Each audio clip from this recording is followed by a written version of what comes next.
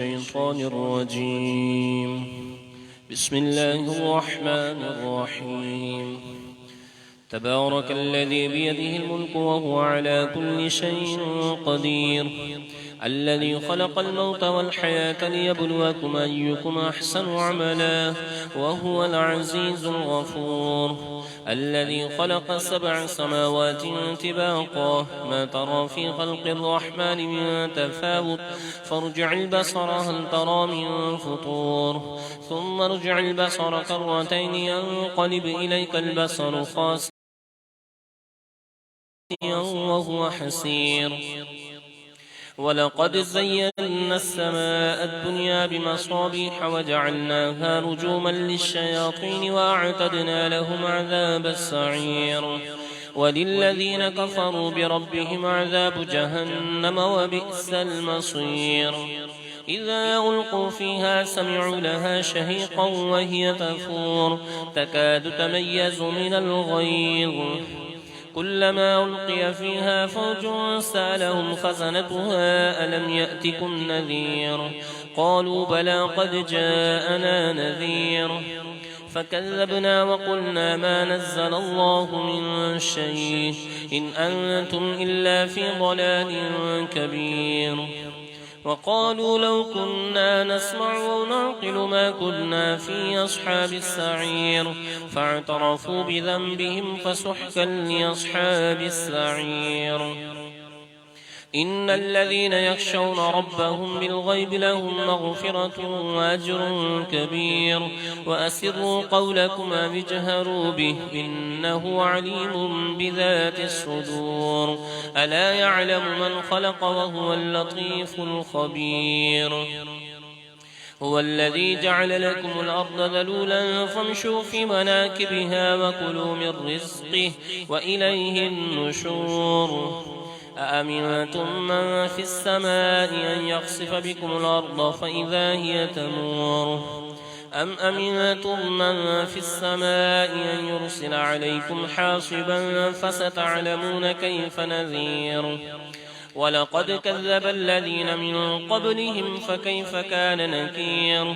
أولم يروا إلى الطير فوقهم صافات ويقبضن ما يمسكهن إلا الرحمن إنه بكل شيء بصير.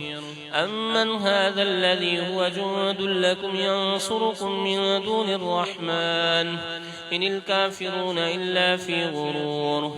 أمن هذا الذي يرزقكم إن أمسك رزقه بل لجوا في عتب ونفور. أفمن يمشي مكبا على وجهه أهدى أم من يمشي سويا على صراط مستقيم. قل هو الذي أنشأكم وجعل لكم السمع والأبصار والأفئدة قليلا ما تشكرون. قل هو الذي ذراكم في الأرض وإليه تحشرون. ويقولون متى هذا الوعد إن كنتم صادقين. قل إنما العلم عند الله وإنما أنا نذير مبين. فلما رأوه زلفة سيئت وجوه الذين كفروا وقيل هذا الذي كنتم به تدعون. قل أرأيتم إن أهلكني الله ومن معي أو رحمنا فمن يجير الكافرين من عذاب أليم. قل هو الرحمن آمنا به وعليه توكلنا فستعلمون من هو في ضلال مبين. قل أرأيتم إن أصبح ماؤكم غورا فمن يأتيكم بماء معين. صدق الله العظيم.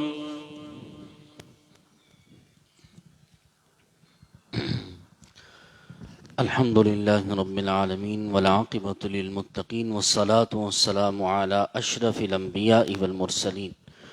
أما بعد فأعوذ بالله من الشيطان الرجيم. بسم الله الرحمن الرحیم. آج کا موضوع سیدنا امام حسن رضی اللہ تعالیٰ عنہ کی شہادت اور آپ کی کچھ مختصر سیرت ہے. حضرت سیدنا امام حسن نبی پاک علیہ الصلوۃ والسلام کے بڑے شہزادے فاطمہ الزہرا رضی اللہ تعالی عنہا کے بڑے بیٹے ہیں، اور امام حسین پر جو شفقتیں ہیں ان سے پہلے حضرت امام حسن پر حضور کی شفقتیں رہیں، کیونکہ امام حسین حضرت فاطمہ کے مولا علی کے چھوٹے بیٹے ہیں، اور امام حسین کے بڑے بھائی حضرت سیدنا امام حسن رضی اللہ تعالی عنہ۔ امام حسن حضور علیہ الصلوۃ والسلام ایک مرتبہ تشریف لائے تو امام حسن حضور کے کندھوں پر سوار تھے۔ کسی نے دیکھ کر کہا کہ تمہاری سواری تو اے بچے تمہاری سواری تو بڑی اچھی ہے۔ نبی پاک علیہ الصلوۃ والسلام نے اس سے فرمایا وَنِعْمَ الرَّاكِبُ ہوا، فرمایا سوار بھی تو دیکھو کتنا اچھا ہے۔ نماز کی حالت میں امام حسن رضی اللہ تعالیٰ عنہ ایک مرتبہ حضور سجدے میں تھے، نبی پاک علیہ السلام کی پیٹھ پر امام حسن سوار ہو جاتے ہیں۔ حضور علیہ السلام نے اس اندیشے سے اپنے سجدے سے سر نہیں اٹھایا کہ کہیں یہ اٹھیں تو گر کر زخمی نہ ہو جائیں، ان کو چوٹ نہ لگ جائے۔ حضرت امام حسن کی وجہ سے حضور علیہ السلام نے اپنے سجدے کو لمبا کر دیا۔ اندازہ کیجئے جن کے لیے اطاعت کس کی ہو رہی ہے؟ اللہ کی ہو رہی ہے۔ سجدے میں حضور ہیں، عبادت اللہ کی ہو رہی ہے، لیکن امام حسن کا مقام حضور کے دربار میں کیا ہے؟ حضور امام حسن سے اتنی محبت فرمائے کہ ان کے لیے سجدے کو لمبا فرما دیں۔ بہرحال امام حسن کے بارے میں حضور علیہ السلام نے اپنی زندگی میں یہ وصیت اور ایک ارشاد فرمایا تھا کہ ایک وقت وہ آئے گا، دنیا دیکھے گی کہ اللہ رب العالمین میرے اس بیٹے کے ذریعے سے مسلمانوں کے دو گروہوں میں صلح کروائے گا۔ حضور نے فرمایا صحیح ستہ کی یہ روایت ہے، اور وہ صلح کیسی ہوئی کہ جب سیدنا مولا علی کرم اللہ تعالی وجہہ الکریم کا وصال ہوا، آپ کا جب انتقال ہوا تو خلیفہ حضرت امام حسن بنے۔ لوگوں نے آپ کے ہاتھوں پر بیعت کی اور 6 مہینے تک امام حسن خلیفہ رہے۔ آپ کی جو 6 مہینے کی خلافت ہے وہ بھی خلافت راشدہ میں شامل ہے۔ خلفائے راشدین 5 ہیں، 4 جو مشہور ہیں، 5ویں امام حسن ہیں۔ پھر حضرت سیدنا امام حسن رضی اللہ تعالی عنہ نے امیر معاویہ رضی اللہ تعالی عنہ کے ساتھ صلح کی۔ آپس کی آپ کی جنگ ہو گئی تھی تو آپ نے صلح کی اور کچھ شرائط کے ساتھ حضرت امام حسن نے خلافت حضرت امیر معاویہ کے سپرد کر دی۔ مسند خلافت یعنی خلیفہ امام حسن نے امیر معاویہ کو صحابی رسول کو بنا دیا۔ یہاں پر ایک بات غور طلب ہے، خلافت کی بات یہاں پر بھی ہے اور خلافت ہی کی بات میدان کربلا میں بھی ہے۔ یہاں پر حضور کے بڑے شہزادے امام حسن خلافت امیر معاویہ کے سپرد کر دیتے ہیں۔ کربلا میں امام حسین خلافت سپرد نہیں کرتے، اپنی جان دے دیتے ہیں۔ مطلب کیا ہوا کہ امیر معاویہ حق پر تھے تبھی امام حسن نے آپ کو خلافت دی، اور اگر امیر معاویہ حق پر نہ ہوتے تو امام حسین کی طرح امام حسن اپنا سر قلم کروا دیتے، کبھی آپ ان کے حوالے جو ہے خلافت کو نہ فرماتے۔ کچھ شرائط تھیں اور اس کے تحت یہ امام حسن نے خلافت امیر معاویہ کو دے دی۔ حضرت امیر معاویہ رضی اللہ تعالیٰ عنہ کے ساتھ جو یہ معاملہ ہوا، امام حسن اس وقت کوفہ میں رہتے تھے۔ جب یہ مسند آپ نے دے دی تو پھر آپ کوفے سے مدینہ منتقل ہو جاتے ہیں، وہاں آپ رہنے لگ جاتے ہیں۔ حضرت امیر معاویہ سالانہ 1,00,000 روپے آپ حضرت امام حسن کی خدمت میں پیش کیا کرتے تھے۔ ایک مرتبہ ایسا ہوا کہ حضرت امیر معاویہ کی طرف سے یہ رقم پہنچانے میں کچھ تاخیر ہو گئی، اس طرف امام حسن جو تھے وہ مشکلات کا شکار ہو گئے۔ آپ نے قلم اور دوات منگوائی تاکہ میں ایک خط امیر معاویہ کو لکھ دوں، اس کی شکایت کروں کہ یہ مال نہیں ملا مجھے ابھی تک، اور اتنے میں آپ نے جو ہے کسی وجہ سے وہ خط نہ لکھا۔ آپ سو جاتے ہیں، جیسے ہی آپ سوتے ہیں تو نبی کریم علیہ السلام آپ کے خواب میں تشریف لے آتے ہیں، پوچھتے ہیں کہ اے حسن بتاؤ کیا ماجرا ہے، کیسا حال ہے۔ نبی پاک علیہ السلام کے دربار میں امام حسن نے وہ یہ اجرت اور یہ رقم نہ ملنے کی شکایت کی، تو حضور نے فرمایا تم نے خط لکھنا تھا، نہیں لکھا۔ فرمایا یہ دعا پڑھو۔ حضور علیہ السلام نے ایک دعا آپ کو دی، فرمایا یہ دعا پڑھو، اللہ رب العالمین سے لو لگاؤ، اللہ تمہاری حاجت کو پورا فرما دے گا۔ وہ دعا کچھ لمبی ہے، میں انشاءاللہ اس دعا کو مسجد کے واٹس ایپ کے گروپ میں انشاءاللہ شیئر کروا دوں گا۔ علماء نے لکھا اگر کوئی کام اٹک جائے، کوئی کام پھنس جائے، رقم پھنس جائے خاص طور پر، یا کوئی بھی کام اٹک جائے، اس دعا کو پڑھا جائے۔ یہ نبوی دعا ہے جو حضور نے امام حسن کو عطا فرمائی۔ اس دعا کو پڑھا جائے، اللہ رکے ہوئے اٹکے ہوئے کاموں کو جو ہے کروا دیتا ہے، مشکلات دور ہو جاتی ہیں۔ حضرت امام حسن کہتے ہیں میں نے کچھ ہی دن اس دعا کو پڑھا تھا کہ حضرت امیر معاویہ کی طرف سے 1.5 لاکھ درہم و دینار مجھے مل گئے۔ پہلے ایک ملتے تھے، اب 1.5 لاکھ روپے ان کی طرف بھیج دیا گئے۔ اور پھر کہتے ہیں کہ پھر میں سویا، حضور دوبارہ خواب میں تشریف لے آئے، پوچھا اے حسن بتاؤ اب کیا حال ہے۔ عرض کی یا رسول اللہ رقم بھی مل گئی ہے اور حالات بڑے اچھے ہیں، اللہ کا شکر ہے، اس وقت بھی شکر تھا، اب مجھے رقم بھی مل گئی ہے۔ حضور نے فرمایا جو لوگوں سے اپنی لو کو ہٹا کر رب کی طرف اپنی لو کو لگا لیتے ہیں، اپنی توجہ رب کی طرف کر لیتے ہیں، تو اللہ اسی طرح غیب سے ان کے کام کو بنا دیتا ہے۔ بہرحال حضرت امام حسن کے بارے میں حضور نے جو پیشن گوئی کی تھی وہ آپ نے پوری کی، اور مسند خلافت جو ہے امیر معاویہ کے سپرد کی۔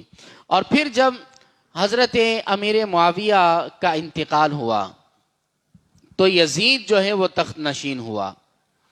اب یزید چونکہ ایک فاسق و فاجر شخص تھا، اور اس نے اہل بیت کرام کو دنیا سے ختم کرنے کا ارادہ کر لیا تھا، کیونکہ وہ خلافت چاہتا تھا، فاسق و فاجر آدمی تھا۔ اس نے اپنا پہلا شکار امام حسن رضی اللہ تعالیٰ عنہ کو بنایا، اور امام حسن رضی اللہ تعالیٰ عنہ کو اس نے شہید کروانا چاہا، یہاں تک کہ امام حسن رضی اللہ تعالیٰ عنہ کو زہر دیا گیا، اور امام حسن رضی اللہ تعالیٰ عنہ کو ایسا شدید زہر دیا گیا کہ آپ کے پیٹ کی جو انتڑیاں تھیں، جو آنتیں تھیں، وہ پیچھے کے مقام سے باہر آنا شروع ہو گئی تھی۔ 40 دن تک امام حسن اس کرب کے اندر رہے، اس تکلیف کے اندر مبتلا رہے۔ حضرت امام حسن نے فرمایا کہ مجھے پہلے بھی کئی مرتبہ زہر دیا گیا ہے، لیکن اللہ کے کرم سے مجھ پر اس زہر کا اثر نہیں ہوا، لیکن اس مرتبہ جو زہر دیا گیا ہے وہ بڑا شدید ہے، اور اس کی وجہ سے یہ حالت ہے۔ بہرحال اس زہر کی وجہ سے حضرت امام حسن رضی اللہ تعالیٰ عنہ 40 دن تکلیف میں مبتلا رہتے ہیں۔ ایک مرتبہ حضرت امام حسین اپنے بڑے بھائی جان کے پاس جاتے ہیں اور دیکھتے ہیں کہ امام حسن بڑی بے چینی کی حالت میں ہیں، بڑے کرب کے اندر مبتلا ہیں، تو امام حسین نے ان کے دل لگی کے لیے، ان کی توجہ بٹھانے کے لیے اور ان کو شوق دلانے کے لیے امام حسین نے فرمایا اے برادر معظم، اے بڑے بھائی جان، آپ گھبراتے کیوں ہیں؟ دنیا سے جائیں گے تو دیکھیں کتنے اللہ انعامات عطا فرمائے گا۔ دنیا سے جاتے ہی نبی پاک علیہ السلام نانا جان آپ کو اپنے سینے لگائیں گے، حضرت سیدنا خدیجۃ الکبریٰ سے ملاقات ہوگی، فاطمہ الزہرا امی جان ہمارا استقبال کریں گی، طیب و طاہر سے ملاقات ہوگی، امام جعفر صادق سے ملاقات ہوگی، اور جب ان ہستیوں سے آپ کی ملاقات ہوگی تو تصور کیجئے کہ کتنا سہانا وہ وقت ہوگا، کتنی پیاری وہ گھڑی ہوگی امام حسن کے بارے میں۔ امام حسین نے گویا کہ یہ ارشاد فرمایا کہ نجم کی اے خدا آرزو ہے یہی، عاشق زار کی آبرو ہے یہی، موت کے وقت سر ان کے قدموں میں ہو اور دید ہوتی رہے دم نکلتا رہے۔ بہرحال امام حسن نے فرمایا یقیناً یہ برکتیں ہیں۔ اور اس کے بعد حضرت سیدنا امام حسن سے امام حسین نے پوچھا کہ آپ بتائیے آپ کو زہر کس نے دیا ہے؟ تو امام حسن نے امام حسین سے اپنے چھوٹے بھائی سے کہا کہ کیا میں نام بتاؤں گا تو آپ اس کو قتل کر دیں گے، اس کو سزا دیں گے؟ امام حسین نے فرمایا بے شک، بالکل، آپ نام بتائیں آپ کو زہر کس نے دیا ہے۔ امام حسن رضی اللہ تعالی عنہ نے کتنی پیاری بات ارشاد فرمائی۔ آپ کہتے ہیں کہ جس کی طرف میرا گمان ہے اگر تو وہی ظالم ہے، اسی نے مجھ پر ظلم کیا، جس کی طرف میرا گمان ہے، میرا ظن ہے، اگر اسی نے مجھے زہر دیا تو اللہ رب العالمین منتقم حق۔ اندازہ کیجئے امام حسن کی قوت برداشت، معاف کرنا، لوگوں کے ساتھ اچھے انداز میں پیش آنا۔ اپنی حالت یہ ہے کہ زہر کی وجہ سے آنتیں جو ہے وہ باہر نکل رہی ہیں، 40 دن سے کرب و بلا، بے چینی، اضطراب کی حالت میں ہیں، لیکن کیا ہوتا ہے کہ آپ نام نہیں بتاتے جس کی طرف ظن ہوتا ہے، ذہن جس طرف جا رہا ہوتا ہے، امام حسین کو نام نہیں بتاتے۔ اور پھر ایک روایت میں ہے امام حسین سے سیدنا امام حسن نے فرمایا، کہا کہ اے حسین یاد رکھنا کہ لوگ ہمارے بارے میں عقیدہ یہ رکھتے ہیں کہ قیامت کے دن ہم ان کی شفاعت کریں گے۔ اللہ اکبر! امام حسن کا انداز دیکھیے، کہتے ہیں کہ اے حسین سنو، لوگ یہ کہتے ہیں کہ قیامت کے دن ہم ان کی شفاعت کریں گے، تو سنو، جو شفاعت کرنے والا ہوتا ہے وہ بدلہ لینے والا نہیں ہوتا، وہ انتقام لینے والا نہیں، وہ تو معاف کرنے والا ہوا کرتا ہے۔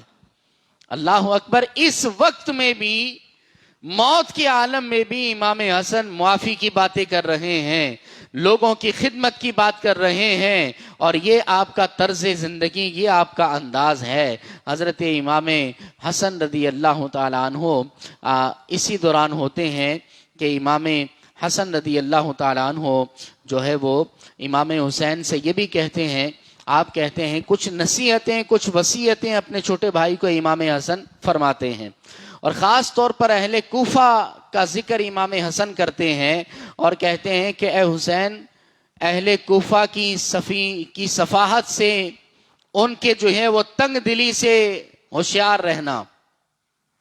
اور کچھ نصیحتیں کوفیوں کے بارے میں امام حسن نے امام حسین کو کی۔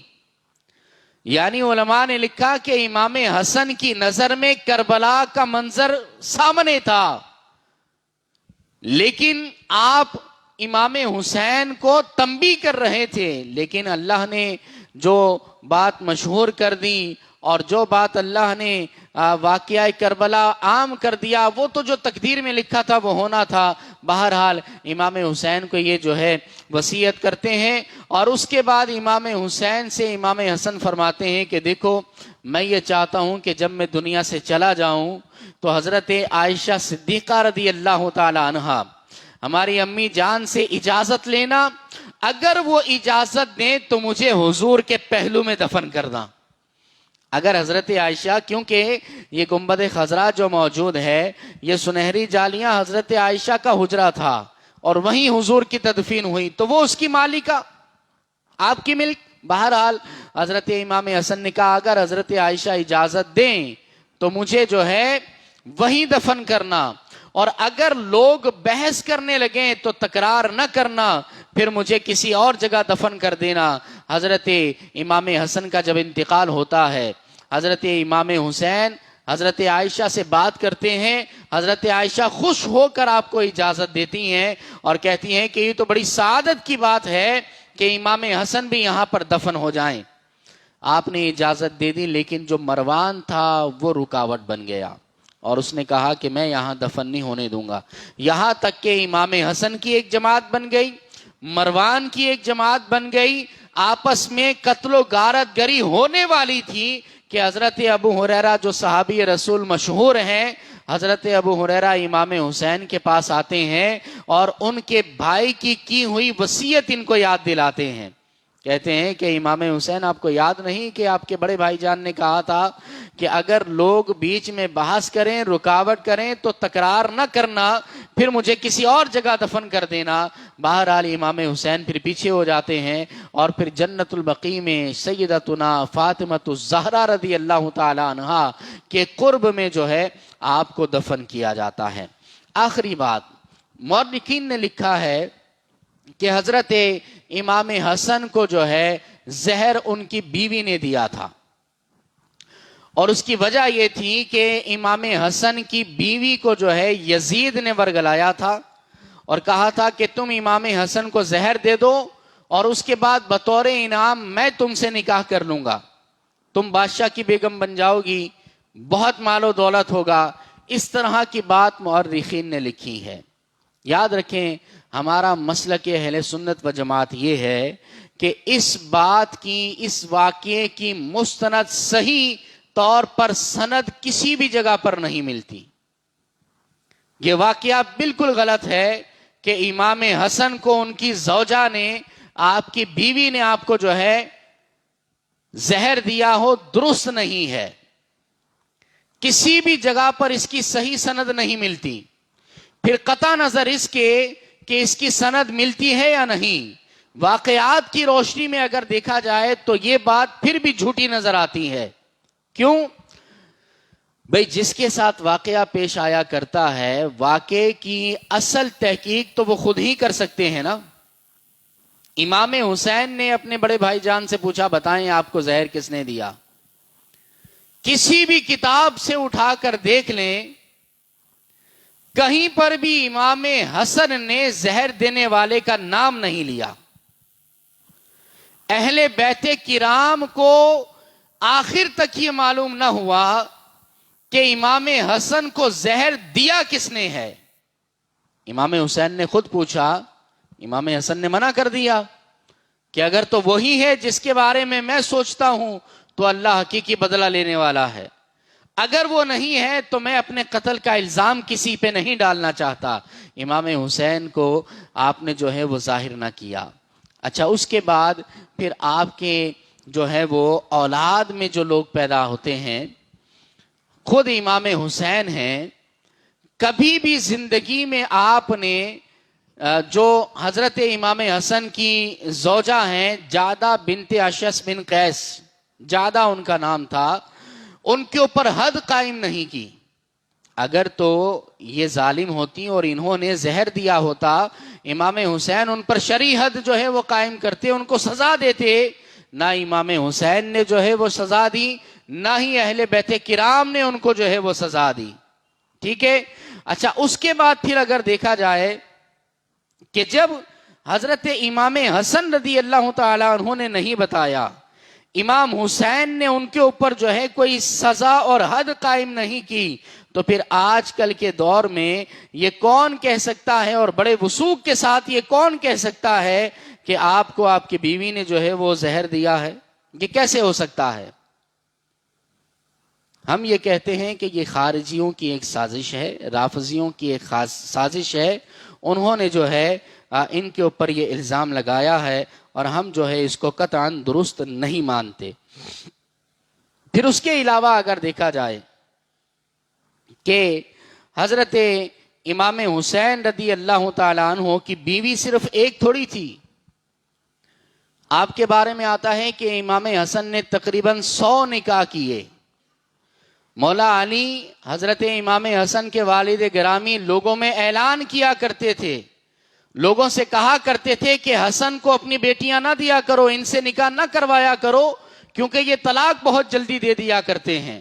یہاں تک کتابوں میں لکھا کہ 1 دن 2 دن کے بعد طلاق دے دیتے تھے, اور جن کو طلاق دیتے تو وہ ساری زندگی امام حسن کی محبت میں بیوہ گزار دیتی تھی, کسی اور سے نکاح نہیں کرتی تھی. مولا علی منع کرتے، لیکن لوگ پھر بھی آپ کے نکاح میں اپنی بہن بیٹیاں اس لیے دیتے کہ اہل بیت میں ان کا شمار ہو جائے اور جنت میں ان کی کنیز بننے کا موقع مل جائے۔ تو جب یہ ماجرا ہے تو پھر یہ کیسے ہو سکتا ہے کہ امام حسن کی بیوی جو ہے وہ یزید کے لیے نکاح کے لیے امام حسن کو جو ہے وہ زہر دے ڈالے؟ ایسا ہرگز نہیں ہو سکتا۔ آخری بات اس حوالے سے کروں گا، زہر دیا گیا تھا یہاں تک بات درست ہے، کس نے دیا یہ نہیں معلوم۔ تو یزید جب تخت نشین ہوا 60 سنِ ہجری تھا، ہجرت کا 60واں سال تھا، اور اس نے اپنا پہلا شکار امام حسن رضی اللہ تعالیٰ عنہ کو بنایا۔ یہیں سے گویا کہ کربلا کا آغاز ہو جاتا ہے۔ تو کل انشاءاللہ مزید اس کے بعد کے واقعات اختصار کے ساتھ بیان ہوں گے۔ رب کریم ہم نے جو سنا ہے یاد رکھنے کی اور اسے عبرت پکڑنے اور محبت اہل بیت ہمیں عطا فرمائے۔ وآخر دعوانا ان الحمدللہ رب العالمین۔ آئیے 2 اشعار صلوات و سلام کے ہوں گے۔